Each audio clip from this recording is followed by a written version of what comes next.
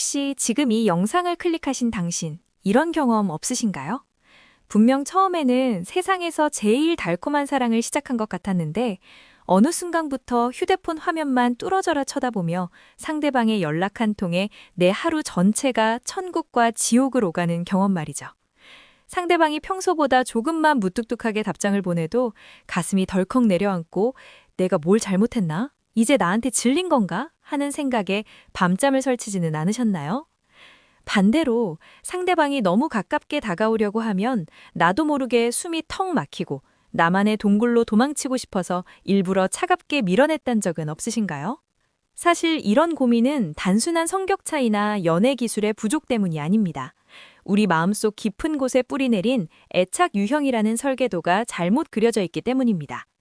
오늘 저는 여러분과 아주 뼈아픈, 하지만 반드시 마주해야 할 진실을 이야기해보려 합니다.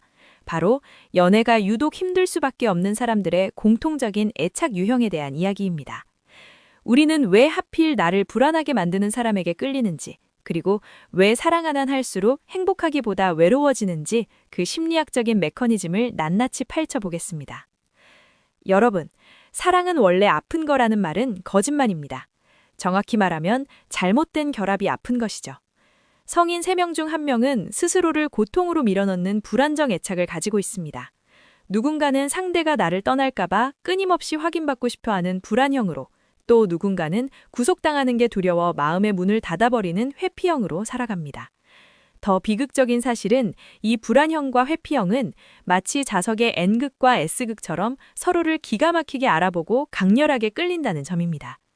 불안형은 회피형의 차가운 독립심을 보며 저 사람이라면 내 불안을 잠재워줄 든든한 나무가 되어줄 것 같다고 착각하고, 회피형은 불안형의 뜨거운 열정을 보며 나도 저렇게 사랑받을 수 있구나 하며 마음을 엽니다.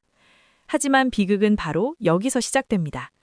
가까워질수록 한 명은 더 깊은 친밀감을 원하며 다가가고 다른 한 명은 그 친밀감이 두려워 뒷걸음질치기 시작하거든요. 이 추격전이 시작되는 순간 연애는 설렘이 아니라 생존을 위한 전쟁터가 되어버립니다. 오늘 이 영상을 끝까지 보신다면 여러분은 2가지를 얻어가실 겁니다. 첫째, 왜 내 연애가 늘 같은 패턴으로 망가질 수밖에 없었는지에 대한 명확한 진단입니다. 둘째, 그 지독한 굴레에서 벗어나 비로소 평온하고 단단한 사랑을 시작할 수 있는 실질적인 열쇠입니다. 지금 연애 때문에 가슴 한구석이 꽉 막힌 것처럼 답답하시다면, 혹은 이제는 상처받는 게 두려워 사랑 자체를 포기하고 싶으시다면 잠시만 집중해주세요. 당신의 잘못이 아니었습니다. 그저 당신의 마음이 어떤 지도를 들고 길을 헤매고 있었을 뿐입니다. 이제 그 지도를 새로 그려야 할 시간입니다. 지금부터 연애의 고통을 끝내줄 심리학의 문을 열어보겠습니다. 본격적으로 우리를 힘들게 만드는 그 정체를 파헤쳐 보겠습니다. 먼저 불안형의 내면 세계를 들여다볼까요? 불안형인 사람들에게 연애는 마치 거대한 파도 위에서 작은 뗏목 하나에 의지한 채 표류하는 것과 같습니다. 상대방의 아주 작은 파도, 그러니까 평소보다 조금 짧은 문자 한 통이나 피곤해서 낮게 깔린 목소리 하나에도 이 배가 뒤집히면 어떡하지? 라는 공포에 휩싸입니다. 이들에게 친밀감은 생존과 직결됩니다. 그래서 상대와 잠시라도 연결이 끊겼다고 느껴지면 뇌에서 비상벨이 울리기 시작하죠. 이때 나타나는 대표적인 행동이 바로 확인 전략입니다. 서운함을 토로하거나 일부러 연락을 안 하며 상대의 반응을 살피거나, 혹은 폭풍처럼 카톡을 보내며 상대가 나를 여전히 사랑하는지 확인해야만 간신히 숨을 쉴 수 있게 됩니다. 하지만 비극은 이 간절한 확인 작업이 상대방에게는 숨막히는 집착으로 비춰질 때가 많다는 사실입니다. 반면 회피형의 세계는 전혀 다른 논리로 움직입니다. 이들에게 친밀감은 따뜻한 온기가 아니라 나를 집어삼키려는 거대한 늪처럼 느껴집니다. 어린 시절 누군가에게 온전히 의지했다가 거절당한 기억이나, 혹은 과도한 간섭 속에서 독립심을 빼앗겼던 경험이 이들의 무의식에 가까워지면 위험하다는 경고등을 심어놓은 것이죠. 그래서 회피형은 상대와 적당한 거리를 유지할 때 비로소 안전하다고 느낍니다. 연애 초반에는 누구보다 다정하고 매력적일 수 있지만, 관계가 깊어지고 상대가 더 깊은 감정적 교류를 요구하는 순간 본능적으로 동굴로 도망칩니다. 갑자기 연락 두절이 되거나 중요한 대화 주제가 나오면 입을 꾹 닫아버리거나, 심지어 정이 떨어질 만한 단점을 찾아내어 스스로 마음을 정리하기도 합니다. 이들은 차가운 사람이 아니라 사실은 상처받는 게 너무나 두려워 성벽을 높이 쌓아 올린 가여운 수비수들입니다. 이 두 유형이 만났을 때 벌어지는 일은 그야말로 지옥의 레이스입니다. 갈등이 생기면 불안형은 대화로 당장 풀어야 직성이 풀립니다. 그래야 견결감을 회복하고 안심할 수 있으니까요. 하지만 회피형에게 갈등 상황에서의 대화는 자신을 공격하는 창칼처럼 느껴집니다. 결국 회피형은 입을 닫고 방으로 들어가 버리고 불안형은 그 닫힌 문 앞에서 울며 소리를 지르거나 문을 두드리기 시작합니다. 불안형은 소통을 갈구하지만 그 방식이 회피형을 더 멀리 도망가게 만들고 회피형이 멀어질수록 불안형의 공포는 극에 달해 더 파괴적인 행동을 하게 되는 악순환이죠. 더 가슴 아픈 건 이 과정에서 서로가 서로에게 가장 아픈 곳만 골라 찌르게 된다는 점입니다. 불안형은 회피형을 보며 너는 감정도 없는 기계 같다 고 비난하고 회피형은 불안형을 보며 너는 정서적으로 불안정한 괴물 같아 고 치부해버립니다. 하지만 사실 두 사람 모두 사랑받고 싶고 버림받고 싶지 않다는 본질적인 욕구는 같습니다. 다만 그 욕구를 표현하는 방식이 극과 극으로 갈라져 있을 뿐이죠. 한 명은 굶주린 아이처럼 더 달라고 울고 있고 한 명은 체할까봐 입을 막고 도망가는 형국입니다. 이런 패턴이 반복되다 보면 결국 관계는 지칠 대로 지쳐 파국에 치닫습니다. 하지만 여기서 중요한 포인트가 있습니다. 이 고통스러운 줄다리기가 단순히 상대가 나쁜 놈이라서 혹은 내가 모자라서 일어나는 일이 아니라는 겁니다. 우리는 그저 각자가 배운 생존 방식대로 사랑을 지키려고 애쓰고 있었을 뿐입니다. 다만 그 방식이 서로에게 독이 되고 있었다는 사실을 몰랐던 것이죠. 이제 우리는 왜 하필 이런 고통스러운 만남이 반복되는지 그 무의식적인 끌림의 비밀을 들여다봐야 합니다. 연애가 힘든 사람들을 가장 괴롭히는 질문은 바로 이것일 겁니다. 왜 나는 매번 나를 힘들게 하는 사람만 골라서 만날까? 단순히 운이 없어서라고 치부하기엔 그 반복되는 패턴이 너무나 정교하죠. 사실 여기에는 우리 무의식이 설계한 아주 지독하고도 정교한 비밀이 숨겨져 있습니다. 심리학에서는 이를 익숙한 고통이라고 부르기도 합니다.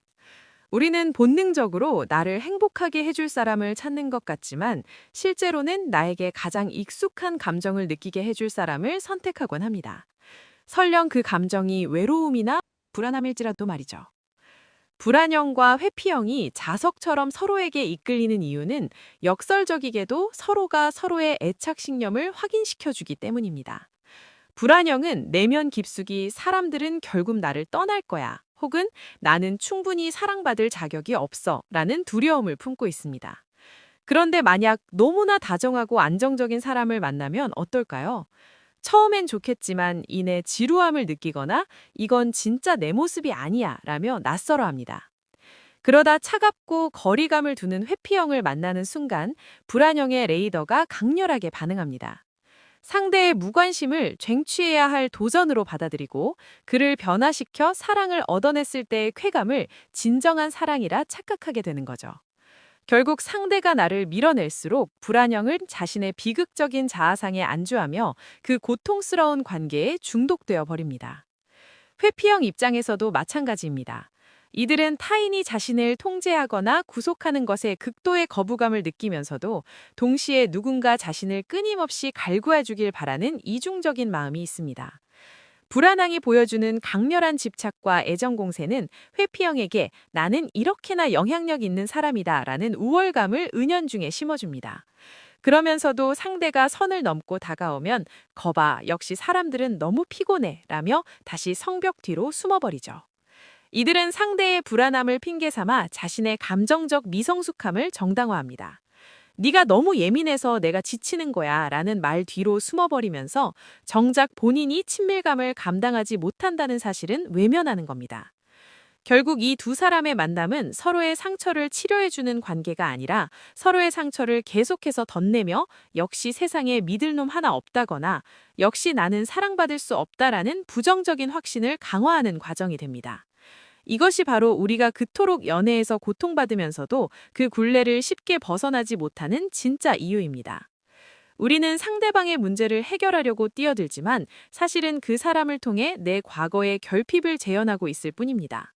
어린 시절 부모님에게서 느꼈던 그 서운함, 그 거절의 기억을 성인이 된 지금 연인과의 관계에서 다시 한번 승리해보고 싶다는 무의식적인 욕망이 우리를 이 지역 같은 레이스에 머물게 합니다. 하지만 여러분, 이제는 냉정하게 질문해 봐야 합니다. 지금 당신이 느끼는 그 뜨거운 감정이 정말 사랑인가요? 아니면 결핍이 만들어낸 환상인가요? 상대방이 변하면 모든 게 해결될 것 같지만 사실 가장 먼저 변해야 할 것은 고통을 사랑으로 착각하는 나의 인식입니다. 내가 왜 하필 저 사람의 차가움에 매료되었는지, 왜 나는 나를 편안하게 해주는 사람 곁에서는 아무런 감흥을 느끼지 못했는지 그 뿌리를 들여다봐야 합니다.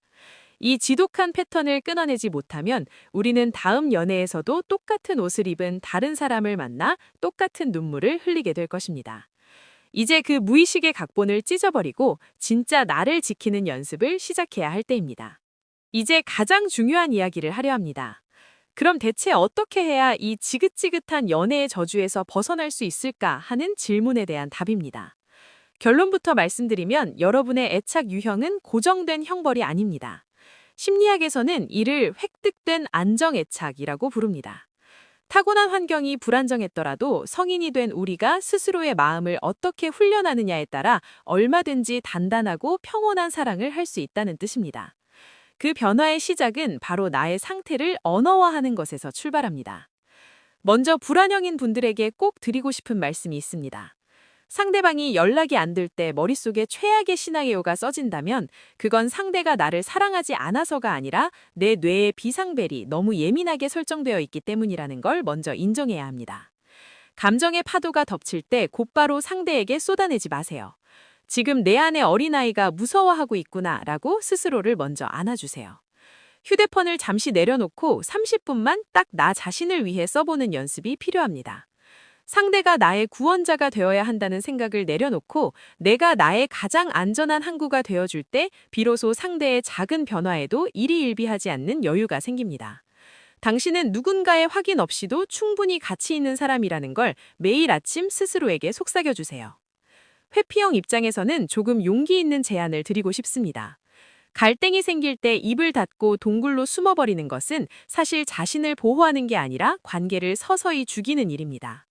상대가 다가오는 게 숨막힌다면 지금 내가 좀 지쳐서 혼자만의 시간이 필요해. 1시간 뒤에 다시 이야기하자라고 딱 한 문장만 내뱉어 보세요.